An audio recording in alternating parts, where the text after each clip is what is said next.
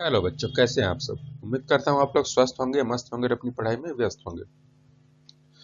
तो जैसा कि आपको पता है, स्टडी विथ गुरुजी आपके लिए लेकर आए हैं पीवाईक्यू प्रैक्टिस क्लासेस। जी हाँ बच्चों, CDS 1 2025 की तैयारी जो भी बच्चे कर रहे हैं उनके लिए हमने पीवाईक्यू प्रैक्टिस क्लासेस की सीरीज स्टार्ट कर रखी है। और इस सीरीज के अंतर्गत सबसे पहले हमने हिस्ट्री सब्जेक्ट को चूज किया है। ठीक है बच्चों, तो आज हिस्ट्री में हमने गुप्त वंश के कुछ most important previous year questions को कलेक्ट किए हैं।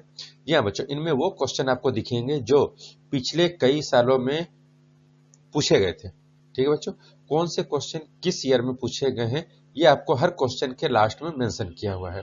तो बच्चों, आप हर एक क्वेश्चन को ध्यान से देखिए, पढ़े और उन्हें प्रैक्टिस करें। ठीक है बच्चों, वीडियो को आप अंत तक देखना, स्किप मत करना। स्किप करोगे तो फिर आपको समझ में नहीं आएंगे कई सारे क्वेश्चंस। ठीक है, और जिस किसी क्वेश्चन में अगर आपको डाउट लगता है तो आप नीचे कमेंट सेक्शन बॉक्स में अपने डाउट शेयर करना। कोशिश करेंगे आपके डाउट जल्द से जल्द सॉल्व करें। ठीक है, अगर आप हमारे चैनल पे नए हैं तो चैनल को सब्सक्राइब करें और इस क्लास को ज्यादा से ज्यादा शेयर करें। ठीक है बच्चों, चलिए स्टार्ट करते हैं।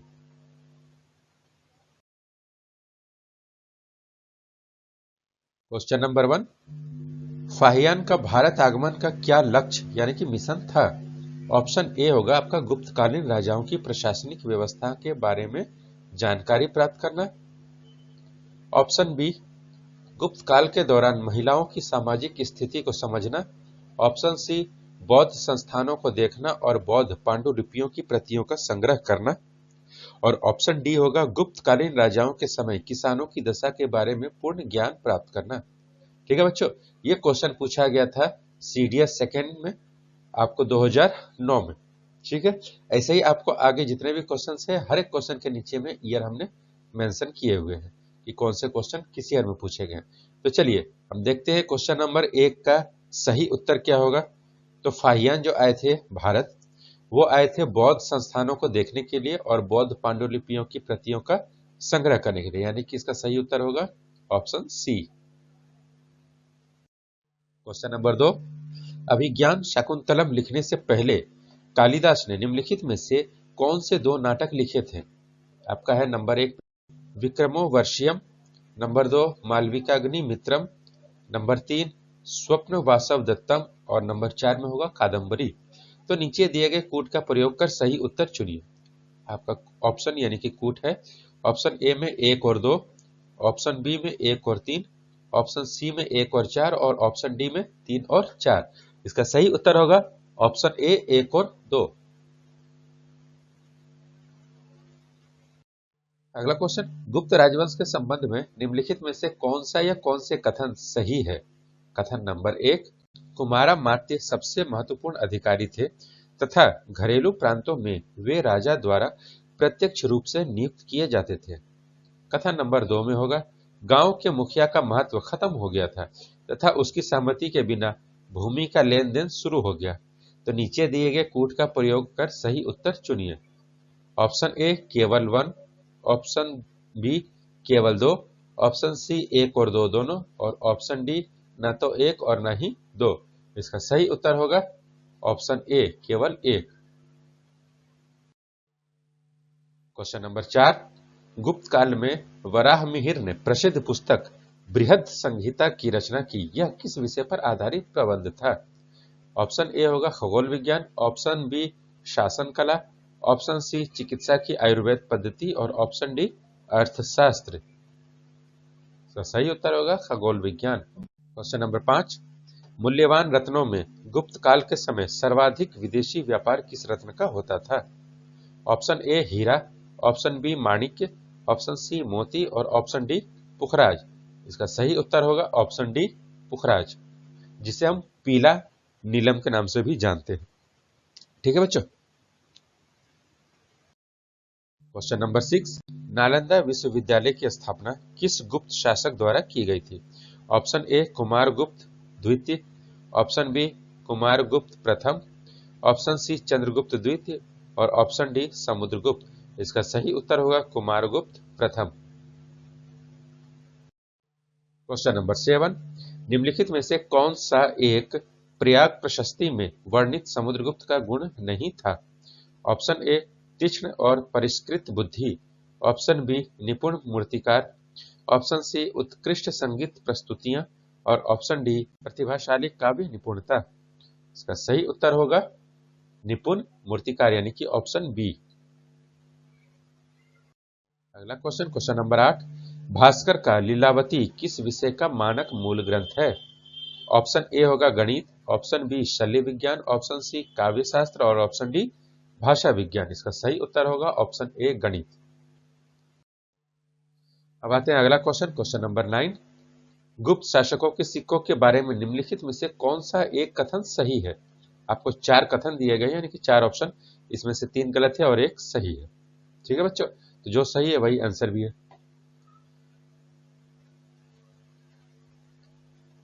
ऑप्शन ए मुख भाग और पृष्ठ भाग दोनों पर केवल राजा का चित्र और तिथि होती थी, ये गलत है। ठीक है। ऑप्शन बी मुख भाग और पृष्ठ भाग दोनों पर केवल किसी देवता की प्रतिमा और तिथि होती थी, ये भी गलत है। ऑप्शन सी मुख भाग पर सामान्यतः राजा का चित्र और पृष्ठ भाग पर किसी देवता की प्रतिमा या कोई कथानक रूढ़ी होती थी, और ऑप्शन डी मुख भाग पर सामान्यतः राजा का चित्र और पृष्ठ भाग पर हमेशा तिथि होती थी। ऑप्शन डी भी गलत है। आपका सही उत्तर होगा ऑप्शन सी। ठीक है बच्चों।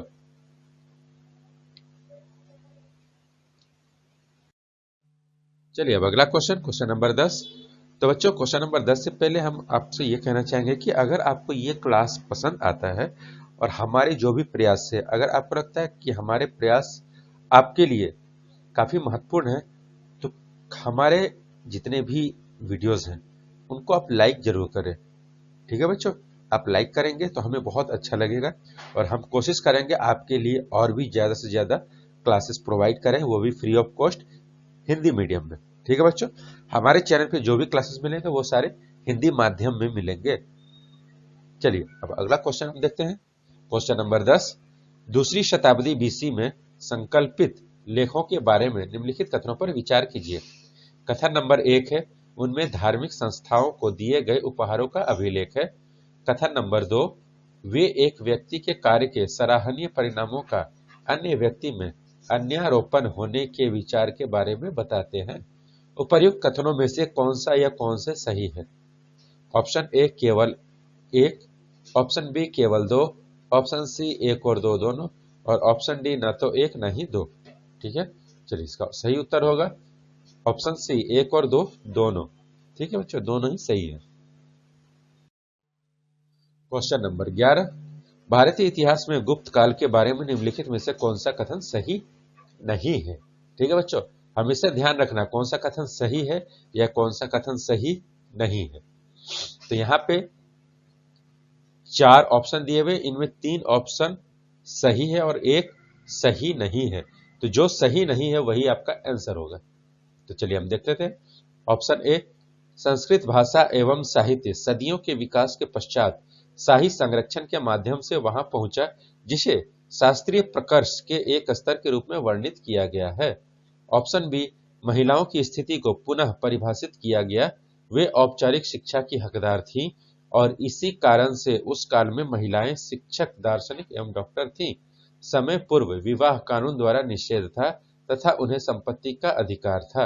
ऑप्शन सी, पुजारियों एवं मंदिरों को प्रशासनिक एवं वित्तीय निरापदताओं के साथ भूमि तथा गांवों के बढ़े हुए अनुदान दिए जाने से प्रशासनिक सत्ता का विकेंद्रीकरण प्रभावित था। और ऑप्शन डी होगा, भूमि अनुदानों ने भारत में कृषि दासता के उद्भव का तथा सामंती विकासों का रास्ता खोला जिसके परिणाम स्वरूप कृषक वर्ग में निराशा हुई। तो इसका सही उत्तर होगा ऑप्शन बी। क्वेश्चन नंबर 12, निम्नलिखित में से गुप्तकालीन सिक्कों से संबंधित कौन सा कथन सही नहीं है? ऑप्शन ए, गुप्त राजाओं ने बड़ी संख्या में सोने के सिक्के जारी किए जो दिनार कहलाते थे। ऑप्शन बी, चंद्रगुप्त द्वितीय, कुमारगुप्त प्रथम, स्कंदगुप्त तथा बुद्धगुप्त ने चांदी के सिक्के जारी किए। ऑप्शन सी, सिक्कों के अग्रभाग पर राजाओं की आकृति उकेरी गई तथा पृष्ठभाग पर देव प्रतिमाओं की। और ऑप्शन डी, गुप्त राजाओं द्वारा जारी किए गए सबसे अधिक सिक्के तांबे के थे। तो आपको ऊपर के 3 ऑप्शन सही है और ये ऑप्शन डी गलत है, यानी कि ये आपका सही आंसर होगा। ठीक है बच्चों, गुप्त राजाओं ने तांबे के सिक्के नहीं बल्कि सोने के सिक्के जारी किए थे, ये हमेशा ध्यान में रखना है। ठीक है, चलिए अब आगे बढ़ते हैं। क्वेश्चन नंबर 13, निम्नलिखित प्राचीन भारतीय राजाओं में से किसकी प्रशंसा प्रयाग प्रशस्ति में अलंकृत शब्दों में की गई? अशोक, हर्षवर्धन, समुद्रगुप्त या बिंदुसार? इसका सही उत्तर होगा option C, Samudragupta. Question number 14, Gupta काल का प्रसिद्ध देवगढ़ मंदिर कहां स्थित है? ऑप्शन है आपका Uttar Pradesh, option B Madhya Pradesh, option C Chhattisgarh और ऑप्शन डी राजस्थान। इसका सही उत्तर होगा ऑप्शन ए, उत्तर प्रदेश। देवगढ़ मंदिर देवगढ़ गांव का नाम है और जो मंदिर का नाम है वो है दशावतार मंदिर। जी हाँ बच्चों, ठीक है। चलिए, आज का ये गुप्त काल का सेशन यही खत्म होता है। मिलते हैं अगले सेशन में। अगर आपको हमारा ये प्रयास सब अच्छा लगता है तो एक लाइक जरूर कर दें और हमारे चैनल पे अगर आप नए हैं तो सब्सक्राइब करना ना भूलें। ठीक है बच्चों, तब तक के लिए जय हिंद।